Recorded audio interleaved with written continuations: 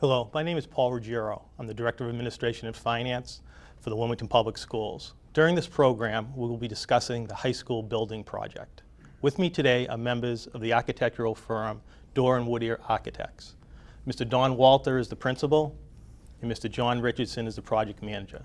Thank you, Don and John, for joining me today. Thanks for having us. Thanks, Paul. Thought what I'd do is give you a little background into the project and give you a sense of what we're doing. Essentially, we were hired by the town of Wilmington to study the high school and its needs per an MSBA feasibility study process. MSBA being the Mass School Building Authority, which is a major funding source for school construction projects here in Massachusetts.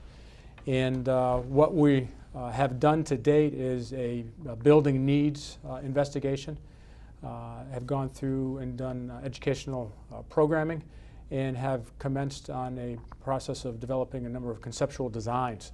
So as we move forward, we will develop a preferred design into a schematic design option, which brings you up into a lot more detail from what the concept shows. So that's essentially where we are, and I know today we're going to talk about some of the process in more detail. Thank you. As part of the high school project, we have to go through certain phases. Currently, we are in the feasibility study phase. However, before we explain what that is and where we stand, Dawn and John, could you explain why a community should consider replacing a relatively structurally sound building? Well, there are two main reasons, Paul. One is the educational program and the results of the visioning sessions that we did with the school and students and staff. And in that, part of that came out a strong expression for 21st century learning and a clustering of classrooms, grouping together all the disciplines in repetitive groupings that allow for small groups and interdisciplinary communication. The existing building is just not laid out that way. So there's an educational programming reason. The other consideration is the changing nature of the structural codes themselves. The building was built in the 1950s before seismic considerations were part of structural design, so it was built to the current code at that time. But now the building code has a seismic requirement, which is quite substantial.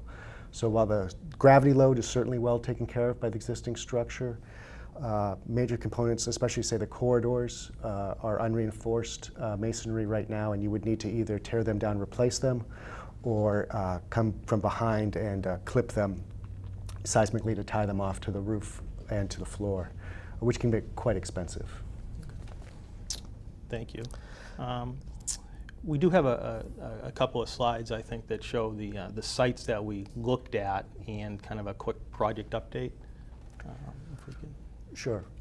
We looked at over 8 sites overall with the building committee in quite some detail, evaluated them for a range of characteristics and produced an entire matrix evaluating those. We looked at obviously fitting the school itself of 190,000 or so gross square feet, accommodating parking, athletic fields, relationship to the neighborhood, the town center, support for sustainable design.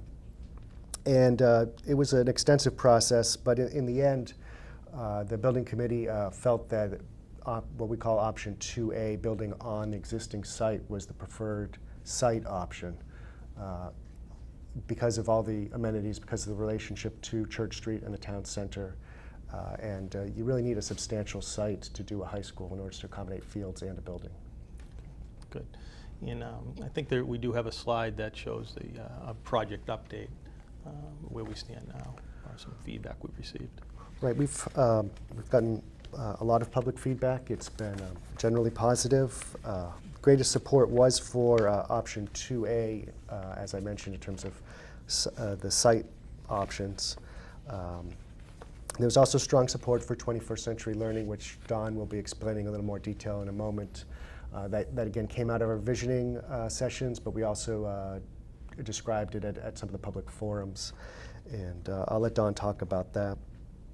Other feedback we've had was certainly we're going to work hard as a design team with the OPM and as architects to provide a cost-effective design that minimizes the cost impact on the taxpayers.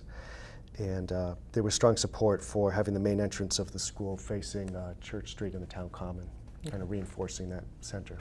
Good, great.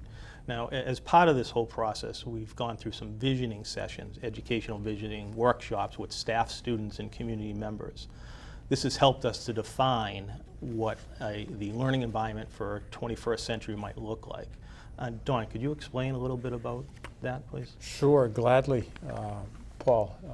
The slide up on the screen right now explains or gives you a snapshot of what we've been doing as it relates to visioning and the educational programming. We actually have had 4 different sessions, 2 with staff and 2 with a group of students, staff, administrators who got together and discussed what the high school wants to look like in the future. And you can see some of the issues explored, and it starts with 21st century skills. Just to define what that means, it has to do with setting up environments where students can do what we call project-based learning, providing opportunities for them to collaborate and interact with each other, a lot of hands-on applied learning in small learning communities, and also providing the opportunity for students to reach out to the community and out beyond to anywhere in the world with distance learning capabilities. And the bottom line to any of the 21st century learning and the design that we ultimately do is that the building is flexible and it can adapt to changing educational trends as they will change in the next 3, 5, 10 years down the road. And then we have another slide which delves into a little more of the detail. And I think first and foremost, where teachers are viewed as lecturer, currently they'll be viewed more as a guide, helping students along with their educational motives and not just lecturing and hoping that students will study for the test. So that's all very important. And it's not just new to some here in Wilmington, but the state Department of Education has adopted this with 21st Century Skills Framework. So this is in keeping with where the state of Massachusetts is going right now. Great. Thank you, Dawn. Currently, we're looking at school building designs. Although we're just starting to scratch the surface of this part of the process in the project, can you show us a few examples of what a 21st century learning environment might look like? Sure, and we have some slides to look at for that. If you look on the screen now, on the left side we have the existing Wilmington High School. The top left is an existing science lab. You get a sense of the size of it, that being quite small, versus a 21st century science lab on the right. There are greater learning opportunities when there's more elbow space, and you create a safer environment when you provide science labs that allow students to move around and, again, collaborate. In the lower left corner, you see a typical classroom at Wilmington now. Really quite undersized versus what classrooms should be today, averaging at just over 700 square feet, where the MSBA guidelines recommend 850 square feet, which is in support of the learning objectives that came out of the visioning session, allowing teachers to set up their rooms not just in columns and rows, but in small group learning environments with tables and chairs where projects can be undertaken. And continuing with the slides, you can see the existing Wilmington High School auditorium versus what more of a performance auditorium may look like in the future. And the Library Media Center, where in Wilmington right now it's primarily a book repository, but it really wants to be a catch-all for not just books, but also for technology and for research within the facility. And then just to continue, some images of 21st learning spaces. And you can see the students collaborating in the upper left-hand corner. And other big aspect to learning is providing natural daylight and spacious spaces within the school. So you can just get a sense from some of the slides of the views to the outside in the lower left-hand corner, the idea of seeing classroom spaces within the building. So as you circulate around, or if you're in a classroom, you can not only be focused on what you're doing within your space, but you can see what's happening in other spaces. So it's not just a series of individual classrooms, but it's quite open and collaborative. And then lastly, learning communities that are envisioned in Wilmington. These are a series of clusters or pods where you set them up with 125 to 175 students comprised of your English, math, social studies, science, foreign language, but we also integrate technologies, art, and music. And what this does is it allows these students in these smaller learning communities to be more interactive with each other. And you get a sense of the imagery around those spaces that to support the project-based learning. Thank you, Dawn. We've had a series of public forums, the third of which we had on June 7th in the high school auditorium. Now, after analyzing site and building options, we will be submitting our preferred high school option for the schematic design phase of the project to the Massachusetts School Building Authority by June 17th. Dawn, could you explain that process a little bit? Oh, John. Yeah, John, I'm sorry. I'll explain. We have currently we have two options kind of on the table for consideration that we'll be submitting to the MSBA. The building committee hasn't formally voted to recommend one or the other, and the MSBA hasn't weighed in either. We will be making a recommendation among the two, but we have basically a new option of all new construction, and we have a addition renovation option that tries to reuse as much of the existing high school as we can.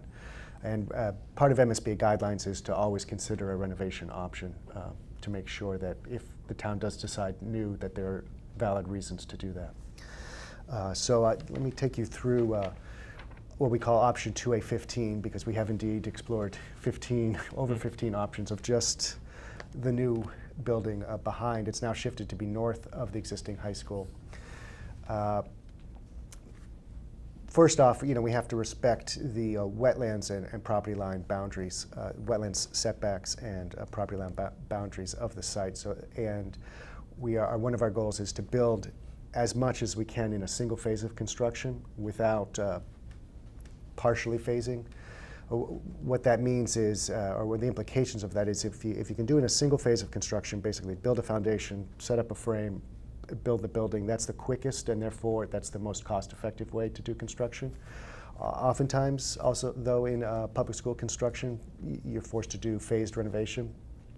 And while renovation sounds like it would be more cost-effective, the result is it stretches out the length of construction. It's also very disruptive to the students. And the result of stretching out construction is that you have mobilized the construction workforce for longer, and therefore you're paying general conditions, and it basically costs. There's a higher overhead because you're doing construction over a longer period of time, which tends to offset the benefit of renovating. Option 2A15, as I say, is a new construction, trying to minimize that. In addition to respecting the wetlands and the property line boundaries, this has the benefit of not requiring Roman House to be moved. Roman House can stay where it is, where the current district offices are. It achieves what the building committee has set for us as a goal of 150 parking spaces on the Church Street site. That's enough to accommodate the existing staff for both the district offices and the high school, and also visitor parking. Student parking would remain on Middlesex. This site plan also accommodates basically the existing baseball field and adds or replaces the softball field with a new softball field up on Wildwood site, which can be expanded to have a practice field in the outside. So it has this, and we get the tennis courts on there too. So it has the basic same site amenities as currently on the site, which was one of the committee's charges to us as designers. And it's mostly a single-phase construction. There is overlap with the existing gym. We'll have to deal with that, but that's much better than large portions of the high school being phased. Let me walk you through the actual plans of the building a little bit. It's a 3-story construction. In order to be compact on the site, that's really the sweet spot in terms of efficiency of building envelope, structure, and then therefore cost effectiveness. One aspect of this is natural daylight. We're trying to get natural daylight to all teaching spaces, so we've introduced a central courtyard which has 2 levels. There's a small portion, we call it a green roof, that would be on the 2nd floor, available to some of the classrooms. And then the larger portion would be a courtyard on the ground level, which would be, again, available to students off the cafeteria or to public in the case of public events. There's an arrow there on the lower plan that shows the main public entrance. We've located the administration and the media center on what would be facing Church Street and a small visitors parking section. That provides kind of a public face for the building and a controlled entrance. It's good to have administration right at the entrance for visual control for security purposes. There would be side entrances as well for certain events. The gym and the auditorium and music are in the far back, and they could have a separate entrance that allows you to open them up or close them off from the rest of the building, say in an evening event situation, again providing a better security and control of the overall complex. And so generally the first floor is public facilities and major spaces. There also are technology classrooms facing south, including the Family and Consumer Science, which is a larger space, and what we're calling media production, which would be a small lecture-style space that could let students both practice video craft, would serve for distance learning, communication with off-site locations, basically internationally over the internet, and would provide a lecture space that multiple classes, you could get 2 or 3 classes together for a lecture format. And the classrooms then are upstairs on the 2nd and 3rd floor, clustered, as Don mentioned, in small learning communities. So there's an identity, a sub-identity for each group. We've arranged it so that there would be 8 small learning communities, and this can be mapped onto different educational programs as the school evolves. Certainly, it could just be north and south wings on the 2 floors, which would let you do it by grade. It allows you to do a freshman academy if you want, or you could break it down into the 8 sub-communities to provide more flexibility. They could, again, be done as houses. They could be specialized, themed, maybe as science, technology, and math, arts and music, et cetera. There's a range of possibilities, and the 8 number works well with the student population. Finally, let me talk a little bit about the renovation option, which is definitely still on the table. It's ultimately, as we established at the public forum last night, the net cost to Wilmington is about the same between the 2 options. So it's really not a matter of one costing less than the other. It's a matter of how they serve the needs of Wilmington. In option 4B, our addition and renovation option, basically we'll be replacing the major core spaces with new construction. So we'll build a new gym, a new auditorium, new music, new cafeteria, and that's all shown up on the north. We'll renovate the core 2 sides of the classroom wings as existing now. In order to meet, both of these 2 designs meet the same educational program. They have the same number of spaces of the same square footage. In the renovation option, because the building width is already established and the corridors are going to be in the center, they're double-loaded corridors, what that means is the actual classrooms themselves, while they'll be the same square footage, they'll be what we say is a little awkwardly proportioned. They'll be much longer and shallower and not so more square-like. That odd proportion is not ideal. It certainly could work. But they meet the same program, both options, educationally. On the site, 4B preserves the existing baseball field. It also builds the new softball field up on the Wildwood site with the potential to include a practice field, maybe a field hockey field in the outfield. The tennis courts, in this case, have to be moved deeper into the site, which is not ideal in terms of public exposure and security visual control. But the Alumni Stadium is preserved, and there is parking on the north side of the site, slightly less than in 2A15. I think we have building plans, or that's it. Yeah. Thank you, John. By the end of July, we hope to attain approval from the Massachusetts School Building Authority Board of our preferred option. Once this occurs, we'll move into this schematic design phase of the project. Don, could you explain a little bit about what that entails? Sure. The drawings that we've looked at so far are what we consider conceptual, single-line drawings drawn to scale that let us know that the building fits on the site. Let's just talk about the relationships between the spaces within the building, and gives us a good roadmap moving forward into the subsequent phases. Schematic design is basically taking the preferred conceptual design and bringing it up to a more detailed level of completeness, meaning we now show wall thicknesses, window locations, door locations, furniture layouts. Well, we'll develop the building construction types, so we'll know what the materials are going to be within the building. And ultimately what this does is it allows us to do more detailed cost estimates. Because when we ultimately submit to MSBA again, we will be submitting full project costs along with the schematic design, which will allow the MSBA board in November to hopefully approve the preferred option. Once that option is preferred by the board, then it comes back to the town to vote on the project. A town meeting would be called, and debt exclusion election would be necessary.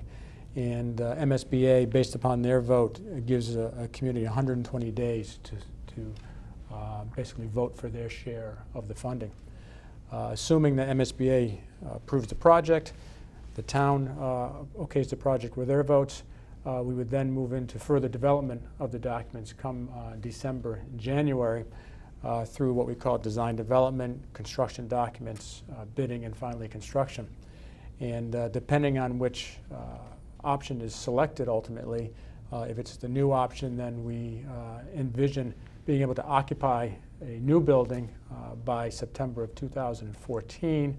If it becomes an addition and renovation option, add another year and a half. We're looking at March of 2015, I believe it is, to get that project completed. So exciting times ahead, and a lot of hard work has happened already with the high school building committee, the students, and the staff. And we're excited about this project because we think there's a lot of real interesting educational opportunities that are coming out of this. Plus, we're going to ultimately with a new building in town, whether it's a completely new building or something that's added and renovated onto.